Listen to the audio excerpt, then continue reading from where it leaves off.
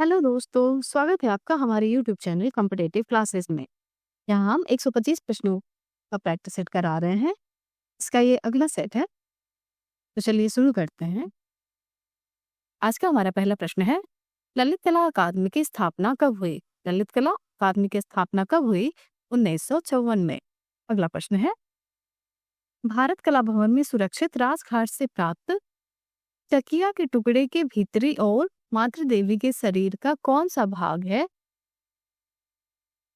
तो मस्तक और शीश का ऊर्ध्वभाग है।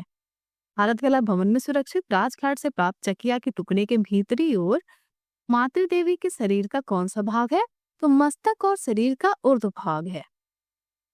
अगला प्रश्न है, तक्षशिला से प्राप्त चकिया के केंद्रीय विवर में लगी मातृ देवी की कितनी मूर्तियां हैं? तो 3 मूर्तियां हैं। अगला प्रश्न है,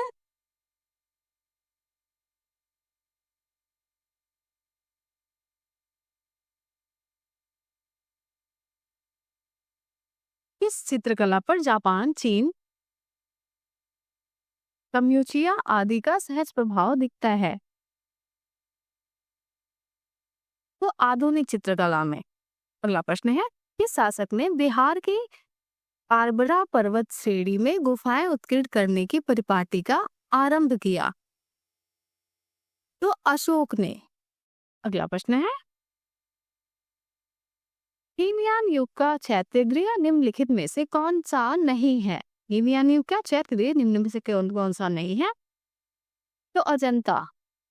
अगला प्रश्न है, टेम्परा से हाईलाइट तथा चीन जापान के बास तकनीकी से कोमल रंगों का मधुर प्रवाह किस शैली की विशेषता है? तो ये विशेषता है बंगाल शैली की। अगला प्रश्न है, दीदारगढ़ से प्राप्त चामरधारी यक्षी किस काल की कला का उत्कृष्ट नमूना है? तो ये मौर्यकालीन उत्कृष्ट नमूना है। अगला प्रश्न है, विजयनगर की शैली में निम्नलिखित में से कौन से भाव प्रदर्शित नहीं होते हैं? तो प्रसन्नता के भाव प्रदर्शित नहीं होते हैं, बाकी शांति, दुख और करुणा के भाव प्रदर्शित होते हैं। अगला प्रश्न है, जयपुर शैली के चित्रों में बेल बूटेदार हाशियों का प्रयोग हुआ, यह किस शैली की देन है? तो यह जो है मुगल शैली की देन है। अगला प्रश्न है, दीवारों और छतों के ऊपर बनाया गया चित्र क्या कहलाता है? तो यह कहलाता है भित्ति चित्र। अगला प्रश्न है, भित्ति चित्रों की परंपरा किस युग से रही है? तो ये जो है आदिम युग से रही है। अगला प्रश्न है, क्वीन नेफरटिटी शिल्प किस जगह निर्मित है? ये निर्मित है मिस्र में। अगला प्रश्न है, प्रारंभिक चरण में किस देश की कला का स्वभाव ज्यामितीय था? तो यूनान का। अगला प्रश्न है, भित्ति चित्र के सबसे प्राचीन नमूने किस स्थान पर प्राप्त हुए हैं? तो ये जोगीमारा गुफा में प्राप्त हुए हैं। अगला प्रश्न है, कौन सा ऐसा कला आंदोलन था जो 18वीं सदी के मध्य में रोम से चलकर पूरे संसार में फैला? तो ये था नवशास्त्रीयतावाद, नवश्रेयवाद। अगला प्रश्न है, पोथी चित्र की परंपरा को मुगल शासकों के अतिरिक्त और किसने विस्तार दिया? तो सगुण भक्ति ने। अगला प्रश्न है, पोथी चित्र के महत्वपूर्ण सचित्र ग्रंथों में निम्नलिखित में से कौन सा नहीं है? ऑप्शंस क्या क्या है? ऋतुवर्णन, गणेश जानकी, पारामासा या फिर राम जागने। तो गणेश जानकी ये जो है ये महत्वपूर्ण सचित्रों में से नहीं है। अगला प्रश्न है, पर चित्रों का निर्माण किस वस्तु पर किया जाता है? तो ये कपड़े पर किया जाता है। अगला प्रश्न है, पर चित्रों में कौन सा चित्र सबसे अधिक विख्यात है? तो काली घाट चित्र जो है वो सबसे अधिक विख्यात है। अगला प्रश्न है, किस चित्रों में काव्य और चित्रकला संरक्षित है? तो लघु चित्रों में। अगला प्रश्न है, किस शैली के चित्रकार आरंभ में भित्ति चित्र बनाते थे, बाद में कपड़ा और कागज पर चित्रांकन करने लगे? तो अंबर शैली के चित्रकार। अगला प्रश्न है,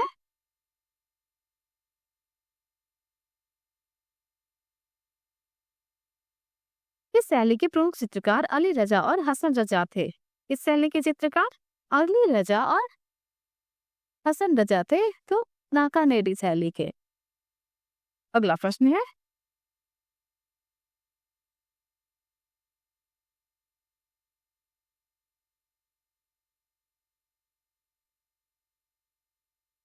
निम्नलिखित शब्दों में से कौन ऐसा शब्द है जो इटली के सन 1520 से 1600 तक के महत्वपूर्ण काल की कई सृजनात्मक कला प्रवृत्तियों में से एक के लिए प्रयुक्त होता है? तो मैनरिज्म। अगला प्रश्न है, मुख्यतः स्थापत्य और भीतरी सजावट की नई पद्धति जो विशेष रूप से इंग्लैंड और बेल्जियम में पनपी निम्नलिखित में से कौन सी थी? ये जो है आर्ट निव्यू थी। अगला प्रश्न है,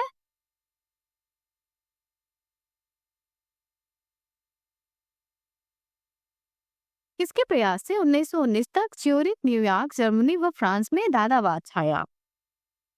तो पिकाबिया के प्रयास से। अगला प्रश्न है, लचीली घड़ियां किसकी कृति है? लचीली घड़ियां किसकी कृति है? तो सल्वाडोर डाली की। अगला प्रश्न है, किस देश के नाट्य शास्त्र के अनुसार 4 स्वाभाविक रंग नीला, पीला, लाल और सफेद माने गए हैं? ये भारत के नाट्य शास्त्र के अनुसार। अगला प्रश्न है, किस शैली के भित्ति चित्रों में विभिन्न प्रकार के रंगों का प्रयोग करने से उनके चित्रों में एक अजीब प्रकार की विचित्रता आ गई है? अंबर शैली के चित्रों में। अगला प्रश्न है, मंडी शैली का सबसे प्राचीन उपलब्ध चित्र कौन सा है? मंडी शैली का सबसे प्राचीन उपलब्ध चित्र कौन सा है? तो राजा केशव सेन का रूप चित्र। अगला प्रश्न है,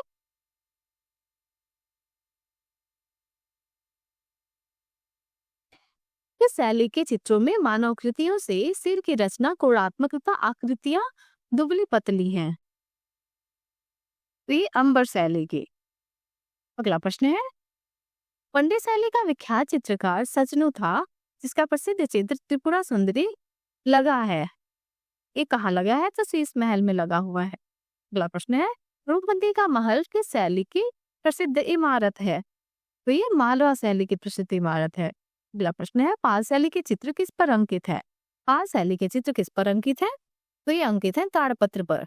अगला प्रश्न है, किस शैली के चित्र भड़कीले हैं और उनमें सुनहरे रंग की अधिकता है? तो अपभ्रंश शैली के। अगला प्रश्न है, किस शैली में रंगों की अपेक्षा रेखाओं का महत्व अधिक है? तो जयपुर शैली में। अगला प्रश्न है, मुगल काल का प्रसिद्ध चित्र बाज पक्षी किसके द्वारा बनाया गया? तो ये बनाया गया है मंसूर के द्वारा। अगला प्रश्न है, किस शैली पर मुगल राजपूत शैली का प्रभाव स्पष्ट दिखाई देता है? तो गुलेर शैली पर। अगला प्रश्न है,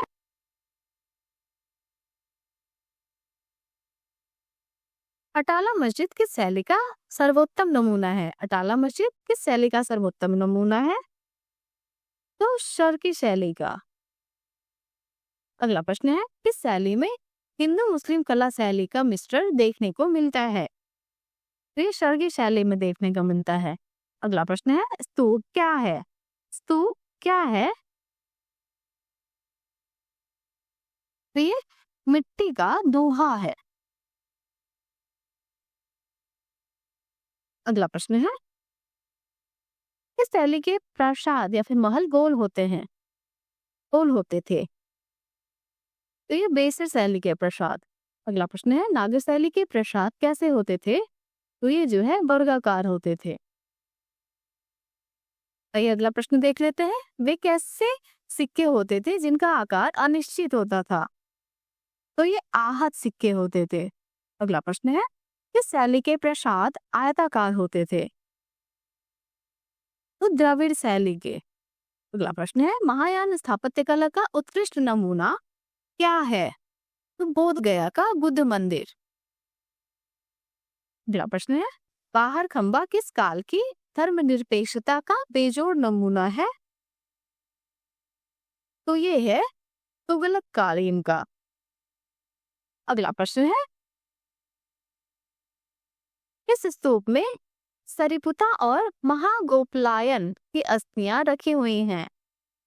तो इस सांची स्तूप में। अगला प्रश्न है, धम्मेक स्तूप का निर्माण किस स्तूप के समीप हुआ? तो चौखंडी स्तूप के समीप।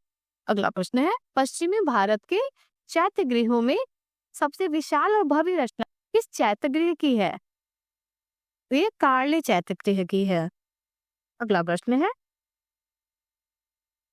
चैत्यों का निर्माण किस भाग से आरंभ किया जाता था?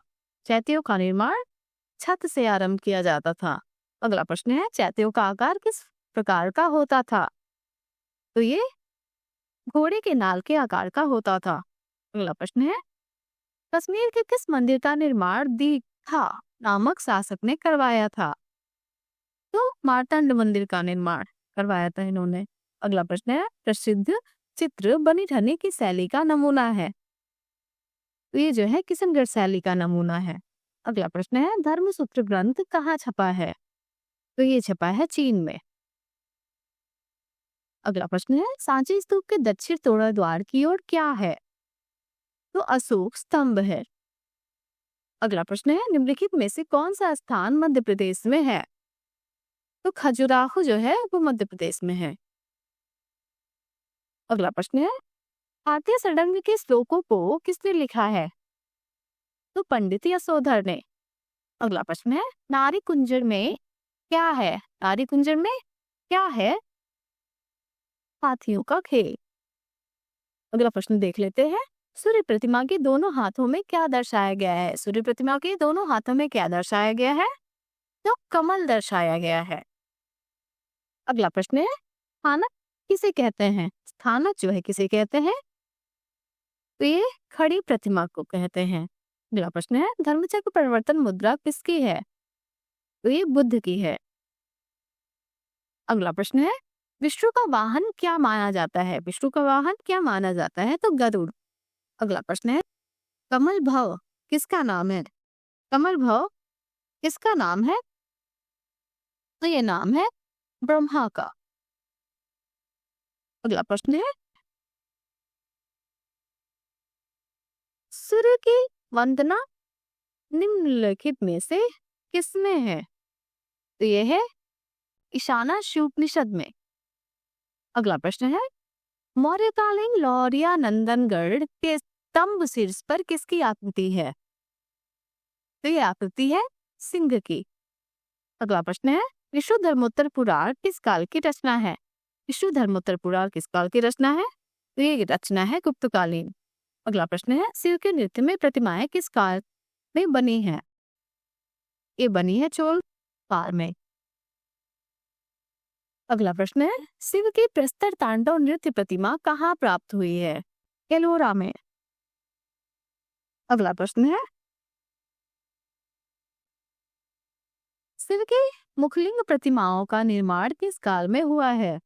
ये हुआ है कुषाण काल में। अगला प्रश्न है, ब्रह्मा के चार मुख किसके प्रतीक हैं? ब्रह्मा के चार मुख किसके प्रतीक हैं? तो ये चार वेदों के प्रतीक हैं। अगला प्रश्न है, ब्रह्मा की मूर्ति कहाँ है? तो ये है पुष्कर में। अगला प्रश्न है, दक्कनी शैली का प्रादुर्भाव किन शैलियों के संगम से हुआ है? तो ये हुआ है द्रविड़ और चालुक्य शैली के संगम से। अगला प्रश्न है, निम्नलिखित में से कौन सा दक्कनी शैली का नमूना नहीं है? तो इसमें से रूपमती का महल जो है वो दक्कनी शैली का नमूना नहीं है। बाकी गोल गुंबज, गगन महल और चार मीनार ये दक्कनी शैली का नमूना है। अगला प्रश्न है, निम्नलिखित में से कौन पटना कला के अंतिम चित्रकार थे? तो ईश्वरी प्रसाद। अगला प्रश्न है, पिरामिड युग में मनुष्य और सिंह की मिश्रित आकृति की मूर्तियां गढ़ी जाती थी जो कहलाती थी। तो ये स्फिंक्स कहलाती थी। अगला प्रश्न है, नाग देवी की हाथी दांत से निर्मित 6 पीठ की मूर्ति किस युग में निर्मित की गई? तो ये निर्मित की गई परवर्ती मीनोआन युग में। अगला प्रश्न है, माइसेनियन नगर से प्राप्त एक द्वितीय चित्र में किसकी झांकी प्रस्तुत की गई है? तो सैन्य जीवन की। अगला प्रश्न है, विश्व का प्रसिद्ध गिरजा क्या है? विश्व का प्रसिद्ध गिरजा क्या है? ये पिरामिड है। अगला प्रश्न है, साहसिक घटनाएं एवं परिकथाएं किस बात के विषय थे? साहसिक घटनाएं एवं परिकथाएं किस बात के विषय थे? तो ये थे रोमांचवाद के। अगला प्रश्न है, मंदिर स्थापत्य में शिखर का प्रचलन सर्वप्रथम किसके शासनकाल में हुआ? तो ये हुआ है जहांगीर के शासनकाल में। अगला प्रश्न है, 2.5 दिन का झोपड़ा किसने निर्मित करवाया था? ये निर्मित करवाया था कुतुबुद्दीन ऐबक ने। अगला प्रश्न है, कालिदास सम्मान किस राज्य द्वारा प्रदान किया जाता है? तो ये प्रदान किया जाता है मध्य प्रदेश द्वारा। अगला प्रश्न है, सर्वाधिक प्राचीन द्रविड़ भाषा कौन सी है? तो ये है तमिल। अगला प्रश्न है, फतेहपुर सीकरी स्थित अकबर की इमारतें प्रसिद्ध हैं इसलिए? तो ये प्रसिद्ध है घरणिक और चापाकार शैली के समन्वय के लिए। अगला प्रश्न है, नागी किस परंपरा में है? नागी जो है वो किस परंपरा में है? तो ये है बेबीलोनिया की परंपरा में। अगला प्रश्न है, सारनाथ के अशोक स्तंभ पर किस प्रकार के पत्थर पर पॉलिश किया हुआ है? तो सैंड पत्थर पर, बुलवा पत्थर पर। अगला प्रश्न है, एलोरा के किस नंबर की गुफा एकास मोनोलिथिक गुफा है? तो गुफा संख्या 17। अगला प्रश्न है, केरल कला मंडल की स्थापना कब और किसके द्वारा हुई? तो ये 1930 में त्यागराज द्वारा हुई। अगला प्रश्न है, तिलवाड़ा मंदिर किस पत्थर का बना हुआ है? तिलवाड़ा मंदिर संगमरमर से निर्मित है। अगला प्रश्न है, गांधार कला का संबंध निम्न में से किससे है? तो इसका संबंध हेलेनिस्टिक कला से है। अगला प्रश्न है, मोहनजोदड़ो की युवा नृत्यांगना की छोटी मूर्ति किस माध्यम से निर्मित है?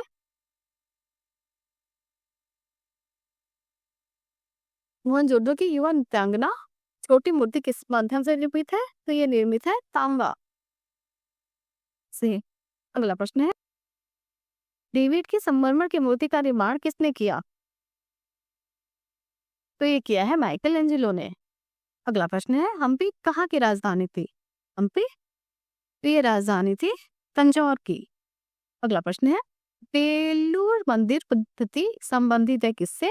तो ये संबंधित है हर्षाल से। अगला प्रश्न है, राजा रानी मंदिर कहाँ अवस्थित है? तो ये अवस्थित है भुवनेश्वर में। अगला प्रश्न देख लेते हैं, किस मुगल बादशाह ने अपनी आत्मकथा लिखी? तो बाबर ने। अगला प्रश्न है, गुप्त वंश किस लिए प्रसिद्ध था? वे प्रसिद्ध था कला, वास्तुकला और साहित्य के लिए। अगला प्रश्न है, संथाल फैमिली मूर्ति सीमेंट में किसने बनाया? संथाल फैमिली सीमेंट में किसने बनाया? तो ये बनाया है राम किक्कर बैज ने। अगला प्रश्न है, कोलकाता स्थित विक्टोरिया मेमोरियल में संग्रहित किया गया है किस चीज को? तो कलाकृतियों को, प्राचीन सिक्कों को, ऐतिहासिक सामग्री उपयुक्त सभी को। अगला प्रश्न है, ऋग्वेद में गंगा का उल्लेख कितनी बार हुआ है? तो 2 बार हुआ है। अगला प्रश्न है, गुप्तकालीन चित्रकला के सर्वोत्कृष्ट उदाहरण प्राप्त हुए हैं कहाँ से? तो ये प्राप्त हुए हैं अजंता से।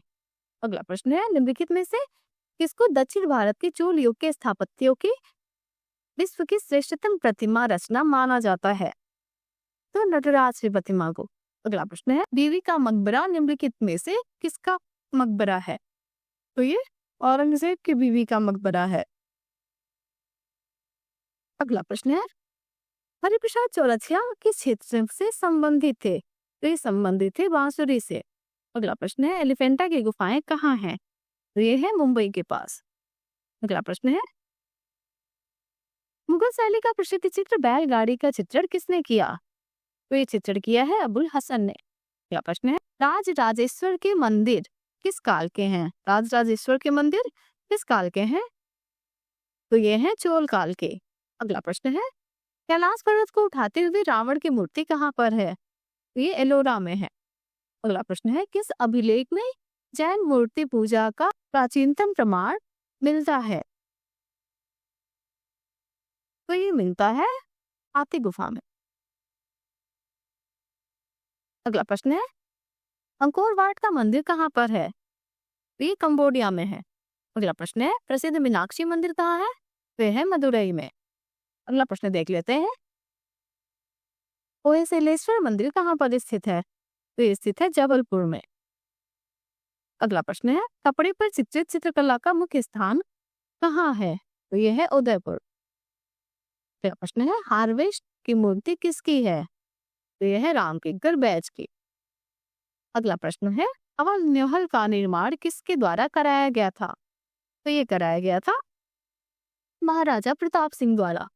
अगला प्रश्न है, पाटलिपुत्र किस नाम से जाना जाता है? तो ये जाना जाता है पटना के नाम से। अगला प्रश्न है, बाघ की गुफाएं किस राज्य में स्थित हैं? तो ये स्थित है मध्य प्रदेश में। अगला प्रश्न है, कंदरिया महादेव का मंदिर कहाँ पर है? तो यह है खजुराहो में। अगला प्रश्न है, हड़प्पा संस्कृति का विशाल स्थानागार कहाँ प्राप्त हुआ है? तो ये प्राप्त हुआ है मोहनजोदड़ो में। अगला प्रश्न है, विख्यात स्फिंक्स की मूर्ति कहाँ पर स्थित है? तो ये स्थित है गीजा में। अगला प्रश्न है, ओरिएंटल पब्लिक लाइब्रेरी कहाँ है? तो ये है पटना में। अगला प्रश्न है, विरूपाक्ष का मंदिर कहाँ पर स्थित है? तो ये स्थित है पटाड्डाकाल में। अगला प्रश्न है, सिंधु घाटी के पुजारी की मूर्ति किससे बनी है? तो ये बनी है चूना पत्थर से। आज के वीडियो का अंतिम प्रश्न है, टोमिस ऋषि की गुफा किस काल में बनी है? तो ये बनी है मौर्य काल में। चलिए आज का वीडियो यहीं समाप्त होता है। यदि आपको हमारा वीडियो पसंद आया हो तो हमारे चैनल को लाइक करिए, सब्सक्राइब करिए और बेल आइकन दबाना ना भूलिए। हमारे साथ बने रहने के लिए धन्यवाद।